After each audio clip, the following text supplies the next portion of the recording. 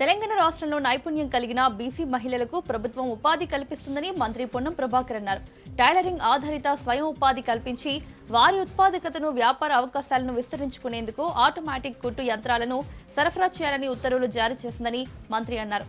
ప్రతి నియోజకవర్గానికి 1000 మంది మహిళలకు 100% సబ్సిడీతో కుట్టు మిషన్లు మంజూరు చేస్తుందని తెలిపారు. ఈ పథకం అమలుపై బీసీ సంక్షేమ శాఖ secretary Balamayadevi, BC corporation MD Mallaiah Bhattu, ఇతర అధికారులతో మంత్రి పొన్నం ప్రభాకర్ సమీక్షించారు. త్వరలోనే వాటికి అప్లికేషన్ తీసుకుని జిల్లా కలెక్టర్ల ఆధ్వర్యంలో ఎంపిక ప్రక్రియ జరుగుతుందని అన్నారు.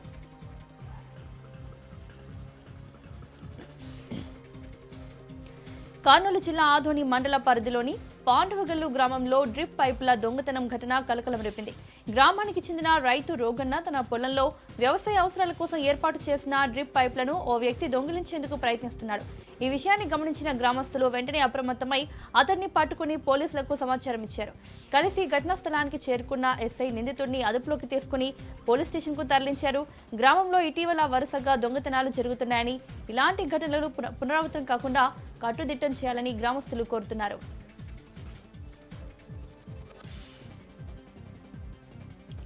అల్లూరు జిల్లా పరిధిలో అక్రమ గంజాయిని పోలీసులు స్వాధీనం చేసుకున్నారు.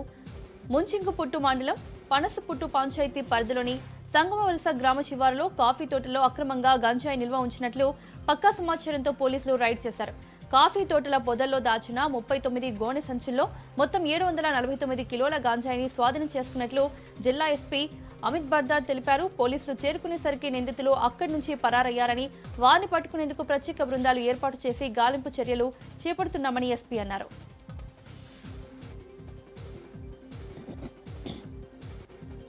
మహిళా రిజర్వేషన్ బిల్ ఆగిపోవడం పట్ల మేడ్చల్ జిల్లా బీజేపీ అధ్యక్షుడు మల్లారెడ్డి ఆందోళన వ్యక్తం చేశారు. Shapur Nagar Ushodaya towers BJP party కార్యాలయంలో సమావేశానికి జిల్లా అధ్యక్షులు మల్లారెడ్డి అధ్యక్షత వహించగా ముఖ్య అతిథిగా సిరిపురం ఎమ్మెల్యే శ్రీ పాల్వాయి హరీష్ హాజరయ్యారు. మహిళా రిజర్వేషన్ బిల్లును అడ్డుకోవడం ద్వారా కాంగ్రెస్ ఇతర విపక్షాలు మహిళా లోకాన్ని మోసం చేశాయని బీజేపీ నేతలు ఆరోపించారు. కాంగ్రెస్ అహంకారం వల్లనే ఈ బిల్లు ఆగిపోయిందని, డీలిమిటేషన్తో దక్షిణాది రాష్ట్రాలకు అన్యాయం జరుగుతుందని తప్పుడు ప్రచారం చేసి ఉత్తర భారతం దక్షిణ భారతం అని విభజించే విధంగా రెచ్చగొట్టారని సిరిపూర్ బీజేపీ ఎమ్మెల్యే పాల్వాయి హరీష్ అన్నారు.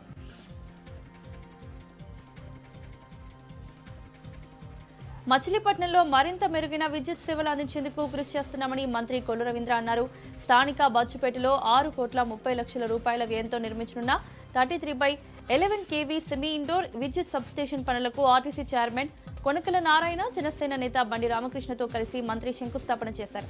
గత ప్రభుత్వంలో విద్యుత్ ఛార్జీల పెంపుతో 32,000 కోట్ల భారం ప్రజలపై పడిందని, తమ ప్రభుత్వం వచ్చాక విద్యుత్ ఛార్జీలు తగ్గించామని మంత్రి కొల్లు తెలిపారు. భవిష్యత్తులో విద్యుత్ ఛార్జీలు మరింత తగ్గిస్తామని, విద్యుత్ ఉత్పత్తి పెంచడం ద్వారా కోతలు లేకుండా నిరంతరాయంగా ప్రజలకు విద్యుత్ సరఫరా అందుతుందని కొల్లు రవీంద్ర అన్నారు. రాష్ట్రంలో ఫిర్యాదుల పరిష్కార వ్యవస్థను పకడ్బందీగా అమలు చేయాలని సీఎం రేవంత్ రెడ్డి ఆదేశించారు. ప్రతి మంగళ శుక్రవారం ప్రజాభవన్లో ఫిర్యాదులను స్వీకరిస్తున్నామని, ప్రజా సమస్యలను వేగంగా పరిష్కరించే దిశగా జిల్లా స్థాయిలో కూడా వారానికి ఒకసారి నిర్వహణ జరిపి ప్రజావాణి సేవలను క్షేత్రస్థాయికి విస్తరించాలని తెలిపారు. దూర ప్రాంతాల ప్రజలకు చేరువ చేసే లక్ష్యంగా రెవెన్యూ డివిజన్ స్థాయిలో వెంటనే ప్రజావాణి ప్రారంభిస్తామని అన్నారు. వచ్చే ఫిర్యాదులు పరిష్కరించి ప్రతి అర్జీ తప్పనిసరిగా నమోదు చేయాలని సీఎం రేవంత్ రెడ్డి కఠిన ఆదేశాలు జారీ చేశారు. నిర్ణీత గడువులో పరిష్కారం చేయకుండా ఆలస్యం వహిస్తే అధికారులే బాధ్యత వహించాలని సూచించారు. అదేవిధంగా పెండింగ్ ఫిర్యాదులు కేసులపై ప్రత్యేక దృష్టి పెట్టాలని సీఎం ఆదేశించారు.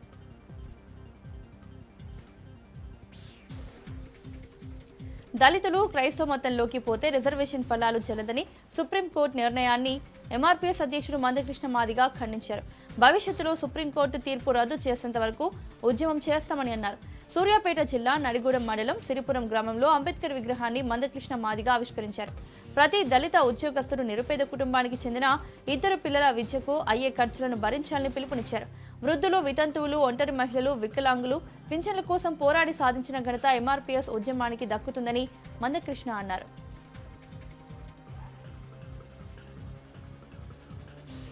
నెల్లూరు జిల్లా గూడూరులో F2 రెస్టారెంట్పై అధికారులు ఆకస్మిక దాడులు నిర్వహించారు. RDO Satyanarayana, municipal commissioner Venkateswarlu, తహసీల్దార్ ప్రసాద్ సంయుక్తంగా తనిఖీలు చేపట్టారు.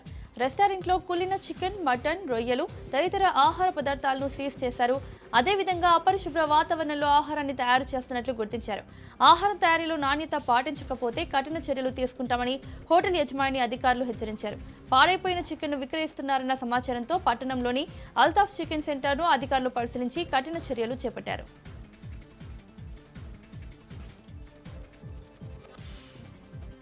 నెల్లూరులోని నోవా బ్లడ్ బ్యాంక్ కార్యాలయాన్ని సినీ నటుడు సుమన్ సందర్శించారు. అనంతరం రక్తదానం, ప్రాణదానం చాలా గొప్పదని, ప్రతి ఒక్కరూ మానవ సేవను కలిగి ఉండాలని సుమన్ అన్నారు. 48 సంవత్సరాల తన సినిమా ఇండస్ట్రీకి ప్రయాణంలో పలు విషయాలను పంచుకున్నారు. సినిమా ఇండస్ట్రీ నిలబడాలంటే మొట్టమొదటి హీరో, హీరోయిన్, దర్శకులు అందరూ డిస్ట్రిబ్యూటర్కి సహకరించాలని, మానవ సంబంధాలు తెలియజేసే సందేశాత్మక చిత్రాలు తీయాలన్నారు. అదేవిధంగా ఫిల్మ్ డెవలప్మెంట్ కార్పొరేషన్ ఆంధ్రాలో ఏర్పాటు చేయాలని సుమన్ కోరారు.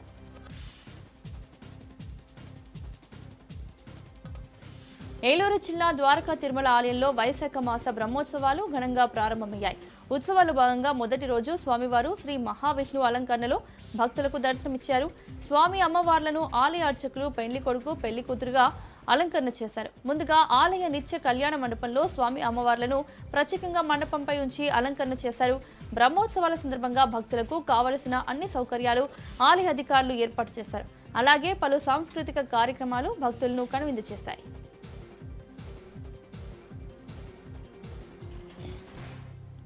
హైదరాబాద్ నగరంలో పలు వివాహాది శుభకార్యాలకు సీఎం రేవంత్ రెడ్డి హాజరయ్యారు.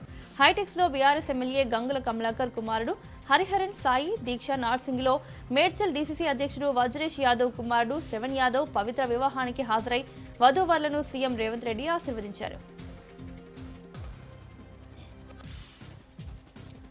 కర్నూలు జిల్లా మంత్రాలయం ఆర్టీసీ బస్టాండ్లో ఒక వ్యాపారిపై దాడి జరిగిన ఘటన ఉద్రిక్తతకు దారితీసింది.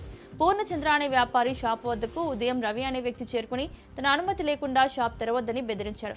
అనంతరం పూర్ణచంద్రపై దాడి చేసి షాప్లోని వస్తువులను ధ్వంసం చేసి దుర్భాషలతో దూషించి షాప్కు తాళం వేసి వెళ్లిపోయినట్లు బాధితులు తెలిపారు. బాధితుడి ఫిర్యాదుతో కేసు నమోదు చేసుకున్న పోలీసులు దర్యాప్తు చేపట్టారు.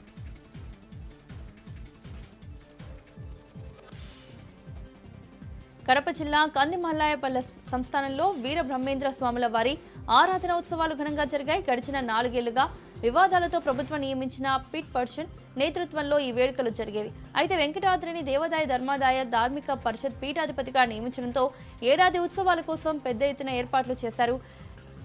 వెంకటాద్రి స్వామి నేతృత్వంలో తొలిసారిగా ఆరాధన వేడుకలు భక్తి శ్రద్ధలతో సాగాయి. వీర బ్రహ్మేంద్ర స్వామి వారు కిరీటాదారుడై భక్తులకు దర్శనమిచ్చారు. శ్రీ వీరబ్రహ్మం జై గోవిందమాంబ జై అంటూ భక్తులు నినాదాలు చేశారు.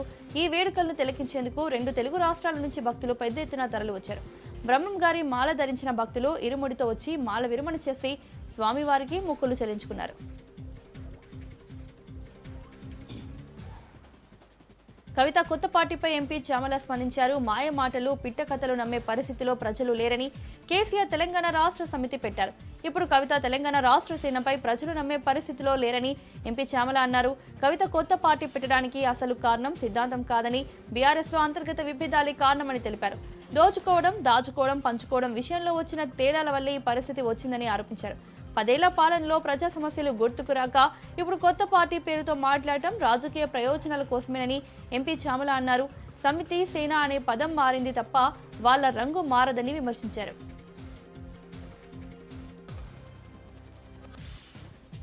ఏపీలో పెట్రోల్, డీజిల్ కొరత లేదని మంత్రి నాదెండ్ల మనోహర్ స్పష్టం చేశారు. ఇంధన సరఫరాలో లోపం వల్లే కొన్ని చోట్ల బంకులు క్లోజ్ అవుతున్నాయని, ఈ విషయంలో ప్రజలు ఎవరూ ఆందోళన చెందాల్సిన అవసరం లేదని అన్నారు. మరోవైపు పెట్రోల్ బంకుల వద్ద తనిఖీలు చేపట్టాలని, గొడవలు జరగకుండా పోలీసులతో సమన్వయం చేసుకోవాలని పౌర సరఫరాల శాఖ అధికారులను మంత్రి ఆదేశించారు. అన్ని జిల్లాల జాయింట్ కలెక్టర్లు, ఆయిల్ కంపెనీల ప్రతినిధులు, పౌర సరఫరాల అధికారులతో ఆయన వీడియో కాన్ఫరెన్స్ నిర్వహించారు. రాష్ట్రంలోని ఇంధన నిల్వలు, సరఫరా తీరుపై మంత్రి సుదీర్ఘంగా సమీక్షించారు. రాష్ట్రంలో ఇంధన నిల్వలు పుష్కలంగా ఉన్నాయని, అనవసర భయాందోళనల వల్ల వినియోగదారులు తమ అవసరానికి మించి ఇంధనాన్ని కొనుగోలు చేస్తున్నారని, దీనివల్ల సరఫరా వ్యవస్థపై అదనపు భారం పడుతోందని మంత్రి నాదెండ్ల తెలిపారు. మెదక్ జిల్లా నర్సాపూర్లో రోడ్డు ప్రమాదం జరిగింది. పట్టణంలోని బస్టాండ్ లోపలికి వెళ్తున్న ఆర్టీసీ బస్సును లారీ ఢీకొట్టింది. ఘటనలో బస్సులో ఉన్న 10 మంది ప్రయాణికులకు స్వల్ప గాయాలయ్యాయి. గజ్వేల్ నుండి సంగారెడ్డి వెళ్తున్న ఆర్టీసీ బస్ నర్సాపూర్ బస్టాండ్ లోపలికి వెళ్తుండగా ఈ ప్రమాదం జరిగింది. క్షతగాత్రులను ప్రభుత్వ ఆసుపత్రికి తరలించారు.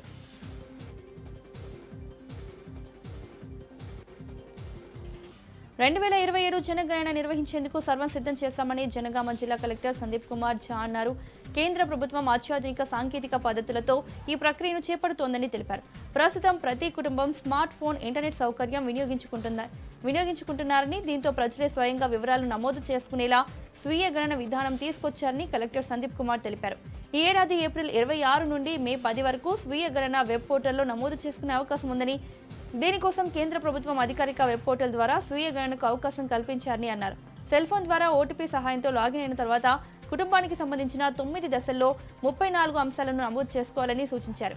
జనగణన సిబ్బంది ఇంటికి వచ్చినప్పుడు ఈ ఐడి చూపించి వివరాలను ధృవీకరించుకోవాలని కలెక్టర్ తెలిపారు. పార్వతీపురం మన్యం జిల్లాలోని సాలూరు మండలం శివరాంపురం గ్రామంలో మంత్రి సంధ్యారాణి బ్రిడ్జ్ నిర్మాణ పనులకు శంకుస్థాపన చేశారు. 5,95,00,000 వ్యయంతో నిర్మించనున్న ఈ బ్రిడ్జ్ నిర్మాణం శివరాంపురం గ్రామ ప్రజల చిరకాల కోరికగా ఉండగా నేడు అది సాకారం అవుతుండటంతో గ్రామస్తులు ఆనందం వ్యక్తం చేశారు. గత నాయకులు సాధించలేని శివరాంపురం బ్రిడ్జ్ నిర్మాణాన్ని ప్రారంభించి మరో 6 నెలల్లో పూర్తి చేసి ప్రజలకు అందుబాటులోకి తీసుకువస్తామని మంత్రి తెలిపారు. నిర్మాణం పూర్తయితే గ్రామ ప్రజలకు రవాణా సౌకర్యాలు మెరుగుపడి పక్క గ్రామాలతో అనుసంధానం సులభం అవుతుందని సంధ్యారాణి అన్నారు. అభివృద్ధి కార్యక్రమాలను గ్రామ స్థాయిలో అమలు చేయడమే ప్రభుత్వ లక్ష్యమని, ప్రజల సమస్యలను పరిష్కరించి గ్రామాభివృద్ధికి ప్రభుత్వం కట్టుబడి ఉందని మంత్రి స్పష్టం చేశారు. హనుమకొండ లోకల్ డిపో వద్ద ఆర్టీసీ కార్మికులు సంబరాలు చేసుకున్నారు. ఆర్టీసీ కార్మికులకు ప్రభుత్వం స్పష్టమైన హామీలు ఇచ్చిన సందర్భంగా ఆర్టీసీ కార్మిక వికాస్ ఆధ్వర్యంలో స్వీట్లు పంచుకొని ఆనందం వ్యక్తం చేస్తూ సీఎం రేవంత్ రెడ్డి, మంత్రి పొన్నం, స్థానిక ఎమ్మెల్యే నాయని రాజేందర్ చిత్రపటానికి పాలాభిషేకం చేశారు. ఎన్నికల మేనిఫెస్టోలో ఇచ్చిన హామీలను తమ ప్రభుత్వం ఒక్కొక్కటిగా నెరవేరుస్తుందని కాంగ్రెస్ నాయకులు అంటున్నారు.